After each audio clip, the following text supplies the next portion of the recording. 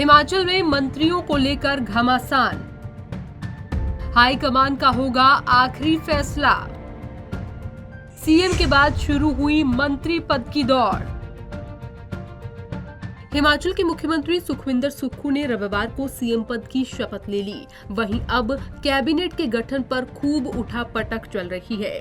Cabinet में शामिल होने वाले 10 मंत्रियों के नामों को लेकर चर्चाएं गर्म हैं। इसी के साथ ही प्रदेश विधानसभा अध्यक्ष और उपाध्यक्ष के नाम पर भी चर्चाएं लगातार जोर पकड़ रही हैं। वहीं कई नेता झंडे की हसरत को पूरा करने के लिए पूरी जोर आजमाइश करने में लगे हुए हैं। अगर मंत्री पद की इच्छा रखने वालों पर एक नजर दौड़ाई जाए तो ये लिस्ट काफी लंबी लग रही है, लेकिन इस वीडियो में हम बात करेंगे उन 2 नामों की जिनका नाम विधानसभा अध्यक्ष और उपाध्यक्ष पद के लिए लगातार चर्चाओं में बना हुआ है।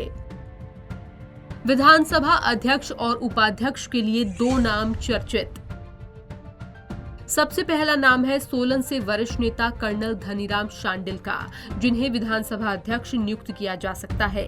इसके अलावा विधानसभा चुनाव में जिला मंडी से कांग्रेस को एकमात्र सीट धर्मपुर से मिली है, इसीलिए विजेता चंद्रशेखर को विधानसभा उपाध्यक्ष बनाया जा सकता है। कौन है colonel Dhaniram Shandil? Solan reserve seat से कांग्रेस विधायक कर्नल धनीराम शांडिल कांग्रेस के कद्दावर दलित नेताओं में हैं। सेना से रिटायर होने के बाद उन्होंने राजनीति में दस्तक दी। शांडिल भारतीय सेना की डोगरा रेजिमेंट में रहे और कर्नल रैंक से रिटायर हुए। कर्नल शांडिल का जन्म 20 अक्टूबर 1940 में शिमला में हुआ। 10 मई 1967 को उनकी शादी इंदिरा शांडिल से हुई। उनका एक बेटा और 2 बेटियां हैं। कर्नल शांडिल ने अंबाला के डीएवी कॉलेज से पढ़ाई की। इसके बाद उन्होंने शिमला के एसबीडी कॉलेज और हिमाचल प्रदेश यूनिवर्सिटी से पढ़ाई की। शांडिल एमफिल और पीएचडी हैं। कर्नल धनीराम शांडिल 1962 में सेना में भर्ती हुए और 1996 तक अपनी सेवाएं दी। इस दौरान शिमला में पोस्टेड रहे। इसके बाद उन्होंने कांग्रेस का दामन थामा। हालांकि 1998 में उन्होंने पंडित सुखराम की हिमाचल विकास कांग्रेस ज्वाइन की। यहीं से उनके राजनीतिक करियर ने रफ्तार पकड़ी। यहां से शुरू हुआ राजनीतिक करियर। कर्नल धनीराम शांडिल 1999 में पहली लोकसभा के लिए चुने गए। इसके बाद जब पंडित सुखराम ने अपनी पार्टी का कांग्रेस में विलय कर लिया तो वो भी कांग्रेस में शामिल हो गए। साल 2004 में लोकसभा चुनाव में वो कांग्रेस के टिकट पर शिमला से चुनाव लड़े और लगातार दूसरी बार लोकसभा सांसद चुने गए। साल 2012 में धनीराम शांडिल ने हिमाचल के सोलन से विधानसभा चुनाव जीता। इसके बाद उन्होंने 2017 में विधानसभा चुनाव में अपने ही दामाद को मात दी और दोबारा विधानसभा पहुंचे। वहीं इस बार चुनाव में सोलन सीट पर फिर से ससुर ने दामाद को मात दे दी और कांग्रेस प्रत्याशी कर्नल धनीराम शांडिल ने भाजपा के प्रत्याशी और अपने दामाद डॉक्टर राजेश कश्यप को 3858 मतों से पराजित कर दिया। वीरभद्र सरकार में मंत्री भी रहे।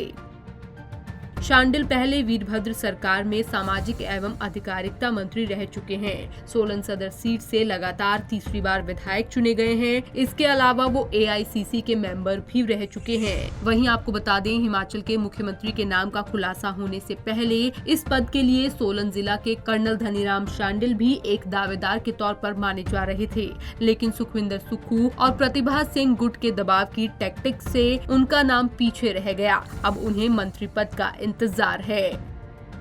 चंद्रशेखर हो सकते हैं विधानसभा उपाध्यक्ष। कांग्रेस विधायक चंद्रशेखर चौथी बार चुनावी मैदान में उतरे और 3 बार हार के बाद चौथी बार उन्होंने आखिरकार जीत हासिल कर ही ली। इससे पहले 2007, 2012 और 2017 में चंद्रशेखर चुनाव लड़ चुके हैं। तीनों ही बार इनको बीजेपी के महेंद्र सिंह ने हराया। आपको बता दें, 49 साल के चंद्रशेखर अंडर ग्रेजुएट हैं। धर्मपुर में 32 सालों बाद कांग्रेस को मिली जीत। यहां लगातार 3 बार के बाद कांग्रेस प्रत्याशी चंद्रशेखर को जीत मिली। वामपंथ से कांग्रेस विचारधारा में आए चंद्रशेखर पिछले 3 विधानसभा चुनावों से प्रतिद्वंदी महेंद्र सिंह को कड़ी टक्कर देते आए हैं, लेकिन वो भी जीत के तिलिस्म को तोड़ नहीं सके थे। इस बार के चुनाव में महेंद्र सिंह ठाकुर अपने बेटे रजत ठाकुर को टिकट दिलवाने में तो कामयाब रहे, लेकिन रजत ठाकुर को चुनाव नहीं जिता सके। रजत ठाकुर पिता महेंद्र सिंह ठाकुर के जीत के सिलसिले को कायम नहीं रख रख पाए। कांग्रेस प्रत्याशी चंद्रशेखर ने रजत ठाकुर को कड़ी टक्कर देते हुए धर्मपुर की सीट अपने नाम कर ली। कांग्रेस प्रत्याशी चंद्रशेखर को 31,063 और भाजपा प्रत्याशी रजत ठाकुर को 28,037 वोट मिले। इस तरह कांग्रेस प्रत्याशी चंद्रशेखर ने 3,026 वोटों से जीत हासिल की। वहीं जिला मंडी से कांग्रेस को एकमात्र सीट धर्मपुर से ही मिली है, इसीलिए विजेता चंद्रशेखर को विधानसभा उपाध्यक्ष बनाने की चर्चाएं चल रही हैं। सरकार में सीएम को मिलाकर 12 लोग कैबिनेट में होते हैं। इस बार हिमाचल में सीएम और डिप्टी सीएम के अलावा 10 और मंत्री बनेंगे। इसके अलावा एक विधानसभा अध्यक्ष और एक विधानसभा उपाध्यक्ष का पद है, यानी कुल मिलाकर 14 लोग ही एडजस्ट हो सकते हैं। ऐसे में हाईकमान के लिए कैबिनेट पर फैसला करना काफी कठिन होगा। इसके अलावा हारे हुए प्रमुख नेताओं को भी निगमों और बोर्डों में चेयरमैन और वाइस चेयरमैन के पद का इंतजार है। Bureau report, Punjab Kesari TV.